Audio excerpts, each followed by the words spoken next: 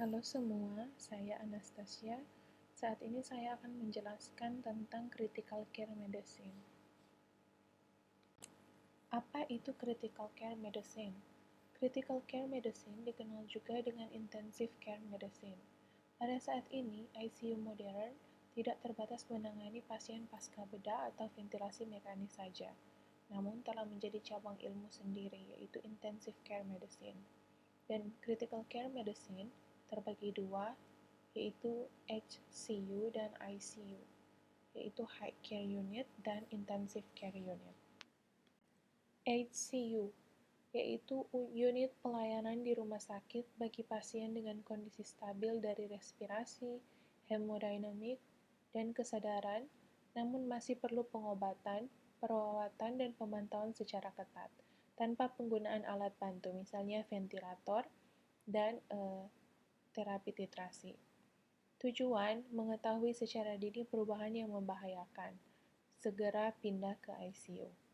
Tingkat perawatan pasien berada di antara ICU dan ruang rawat biasa.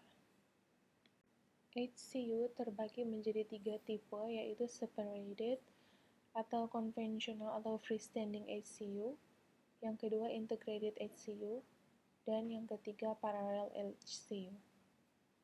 Ruang lingkup pemantauan di High Care Unit, yang pertama tingkat kesadaran, selanjutnya fungsi pernafasan dan sirkulasi minimal 4 jam, dan oksigenasi menggunakan oximeter kontinu, serta keseimbangan cairan minimal 4 jam.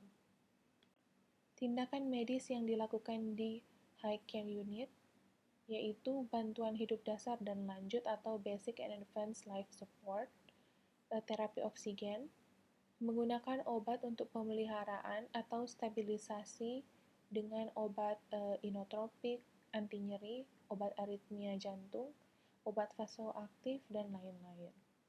Selanjutnya nutrisi enteral atau nutrisi parenteral campuran, fisioterapi sesuai dengan keadaan pasien, dan evaluasi seluruh tindakan dan pengobatan yang dilakukan. Susunan tim pelayanan di High Care Unit terdiri dari koordinator dan anggota.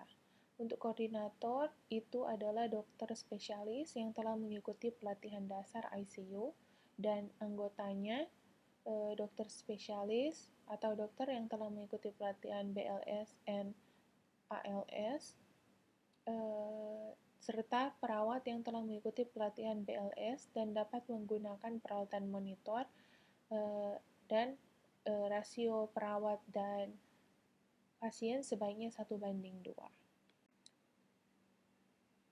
Indikasi masuk High Care Unit yaitu pertama, pasien gagal organ yang berpotensi beresiko tinggi terjadi komplikasi dan tidak memerlukan monitor dan alat bantu invasif. Yang kedua, pasien yang memerlukan perawatan dan pengawasan perioperatif. Untuk indikasi keluar, terdiri dari pasien tidak lagi memerlukan pemantauan ketat, dan pasien cenderung memburuk dan atau memerlukan pemantauan dan alat bantu invasif dengan dipindahkan ke ICU. Kriteria untuk tidak perlu masuk ruangan High Care Unit yaitu pasien fase terminal, misalnya kanker stadium akhir, serta pasien atau keluarga menolak dirawat di High Care Unit. Untuk contoh kasus indikasi masuk berdasarkan sistem organ, misalnya sistem kardiovaskular, dia ada miokard infark, gangguan irama jantung, dan juga hipertensi urgensi tanpa gagal organ target. Untuk sistem pernafasan itu bisa karena gangguan pernafasan dengan fisioterapi intensif dan agresif. Apabila terjadi gagal nafas, berarti pasien harus segera dipindahkan ke intensive care unit atau ICU. Contoh lainnya untuk sistem saraf pusat, itu seperti kasus stroke yang stabil dan perlu hisap lendir berkala. Untuk sistem saluran cerna, contohnya perdarahan saluran cerna bagian atas tanpa hipotensi, ortostatik, dan berespon dengan pemberian cairan. Dan juga ada misalnya contoh kasus pembedahan seperti pasca bedah besar dengan hemodinamik stabil, namun memerlukan resusitasi cairan. Di bagian kebidanan dan kandungan mungkin contohnya adalah preeklamsia pada ibu hamil. Selanjutnya bagian critical care medicine yang kedua yaitu ICU atau intensive care unit.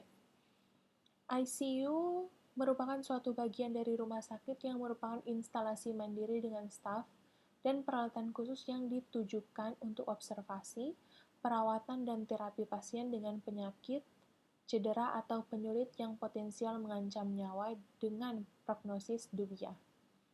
Pada unit perawatan intensif, perawatan untuk pasien dilaksanakan dengan melibatkan berbagai tenaga profesional yang terdiri dari multidisiplin ilmu yang bekerja sama dengan tim.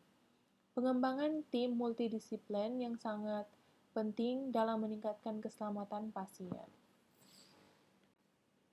Beberapa komponen ICU yang spesifik yaitu pasien yang dirawat dalam keadaan kritis, kemudian desain ruangan dan sarana yang khusus, selanjutnya peralatan berteknologi tinggi dan mahal, dan pelayanan dilakukan oleh staf yang profesional dan berpengalaman dan mampu mempergunakan peralatan yang canggih dan mahal yang tersedia.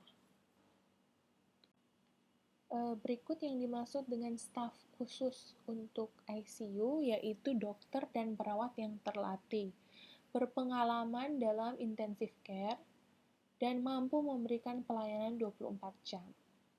Peralatan khusus ICU berupa alat-alat pemantau atau monitoring, alat untuk menopang fungsi vital, alat untuk prosedur diagnostik, dan alat emergency.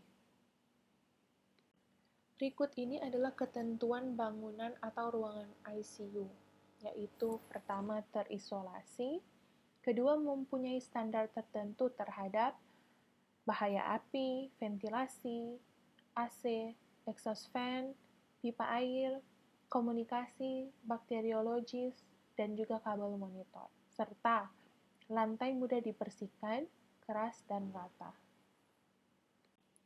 Ruang lingkup pelayanan di ICU meliputi hal berikut. Yang pertama, diagnosis dan penatalaksanaan spesifik penyakit-penyakit akut yang mengancam nyawa dan dapat menimbulkan kematian dalam beberapa menit sampai beberapa hari.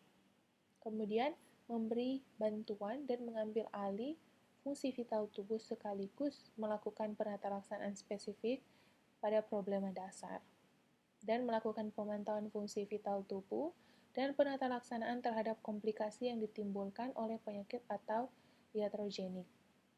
Selanjutnya, memberikan bantuan psikologis pada pasien yang kehidupannya sangat tergantung pada alat atau mesin dan juga pada orang lain.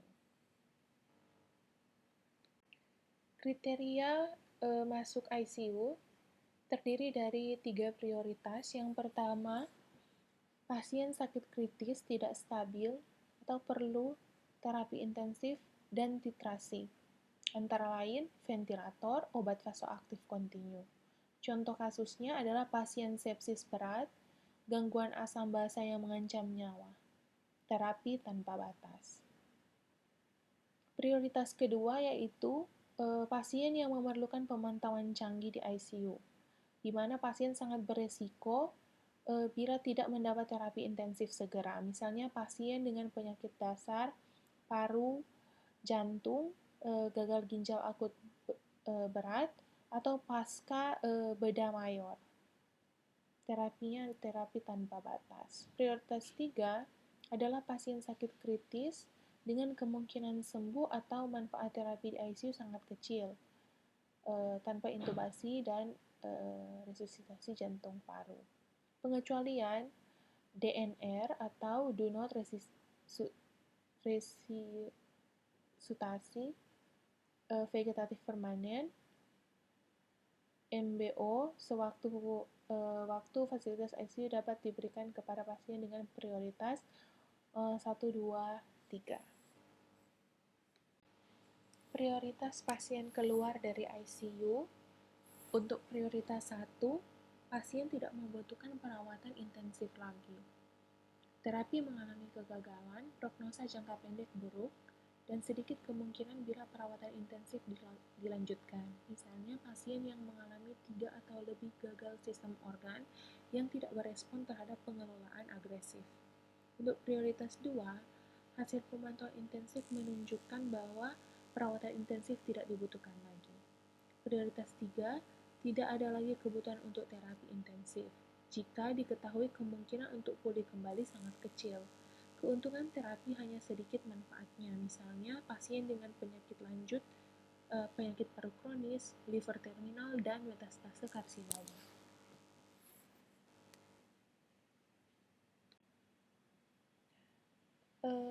Pelayanan ICU terdiri dari beberapa klasifikasi dan dalam menyelenggarakan pelayanannya, pelayanan ICU di rumah sakit dibagi menjadi 3, yaitu pelayanan ICU primer pada rumah sakit kelas C, pelayanan ICU sekunder pada rumah sakit kelas B, dan pelayanan ICU tersier, yaitu pada rumah sakit kelas A.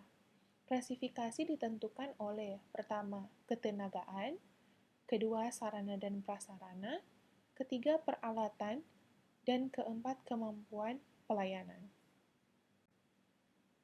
Baiklah, sekian untuk presentasi saya. Mohon maaf jika ada kesalahan dan kekurangan. Terima kasih.